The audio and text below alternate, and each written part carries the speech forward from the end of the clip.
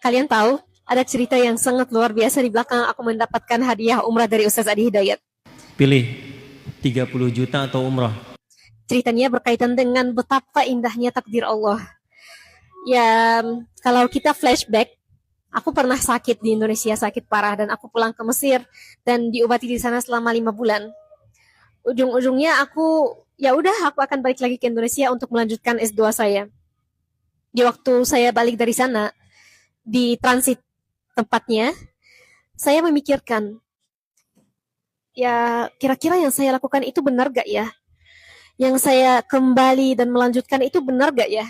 Gitu. Dan di waktu itu, di transit, saya lihat Ustaz Adi Hidayat. Ketika saya melihatnya, saya ingat, beliau seorang ustadz di Indonesia yang sangat terkenal. Tapi siapa namanya? Aku lupa banget siapa namanya, dan aku cari-cari, scrolling, mencari namanya.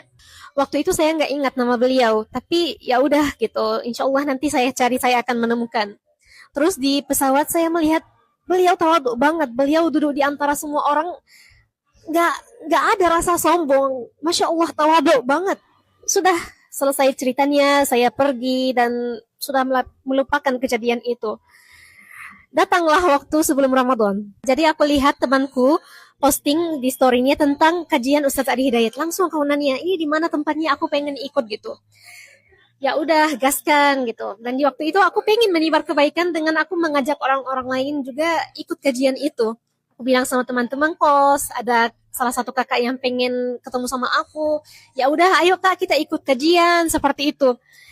Tapi di waktu itu benar-benar terjadi banyak hal yang bisa dibilang ini sangat menghalangi. Kamu nggak mungkin pergi gitu. Yang pertama, motorku dipinjam sama teman. Yang kedua, teman kos yang awalnya mereka mau ikut, ujung-ujungnya mereka bilang, kami nggak akan bisa ikut, ini hujan deras banget. Yang ketiga, karena hujan deras banget, aku nggak pernah bawa motor ketika hujan. Jadi, ya aku mau ikut. Benar-benar di dalam hatiku ada sesuatu yang bilang, Fatimah, kamu wajib ikut kajian itu. Jangan sia-siakan kajian itu. Pergi. Aku bilang sama teman aku yang pinjam motor, tolong antarkan motornya, aku pengen pergi. Kamu mau pergi ketika hujan deras seperti itu? Iya, mau pergi. Aku bawa motornya, deras hujannya, jemput teman, terus pergi. Benar-benar deras banget hujannya. Perjalanannya jauh, bisa dibilang setengah jam dengan motor dari pos aku ke tempatnya. Dan sampai hujannya itu sampai kaos kakiku basah juga. Selesailah pertualangan aku dengan perjalanannya. Terus sampai di sana